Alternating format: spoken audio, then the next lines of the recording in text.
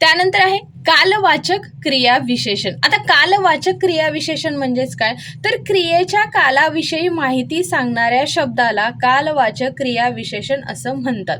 म्हणजे क्रिया कोणत्या काळामध्ये घडलेली आहे त्या शब्दाला काय म्हणतात, कालवाचक. म्हणजे कोणता काळ होता, कोणती वेळ होती किंवा कशी होती, ही काय आहे तर क्रिया सांगते की कशी झाली होती. सो फॉर एक्झाम्पल मध्ये आई काल गावाला गेली, मग ही क्रिया कधी घडली आहे तर ही क्रिया काल घडली आहे. म्हणजेच काय तर ही कालवाचक क्रियेमध्ये ती क्रिया कधी घडली आहे, कोणत्या वेळेला घडली आहे हे सांगायचं आहे.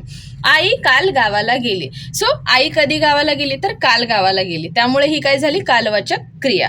त्यानंतर आहे मीना दररोज बागेत जाते. मीनाची जी क्रिया आहे ही कधी होते तर तिचा काळ काय आहे तर दररोज. हिची जी क्रिया आहे ही रोज घडत असते.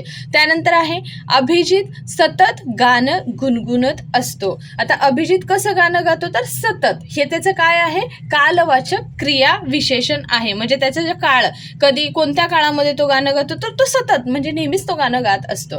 त्यानंतर 4th नंबरचा क्वेश्चन आहे, एक्झाम्पल आहे, विवेक पूर्वी सदरा घालत असे. सो विवेक कधी सदरा घालायचा तर पूर्वी घालायचा, आता तो शर्ट घालतो. म्हणजे त्याची जी क्रिया आहे त्याचा जो काळ होता हा पूर्वी होता, आता आहे का नाही. त्यानंतर 5th नंबर आहे, मी नित्य नेमाने प्रार्थना करतो. त्याचा जो क्रिया करण्याचा जो काळ आहे तो काय आहे नित्य नेमाने, म्हणजे तो नेहमीच पूजा करतो किंवा प्रार्थना करतो. सो हे झालं कालवाचक क्रिया विशेषण. आय होप तुम्हाला कालवाचक क्रिया विशेषण समजलं असेल.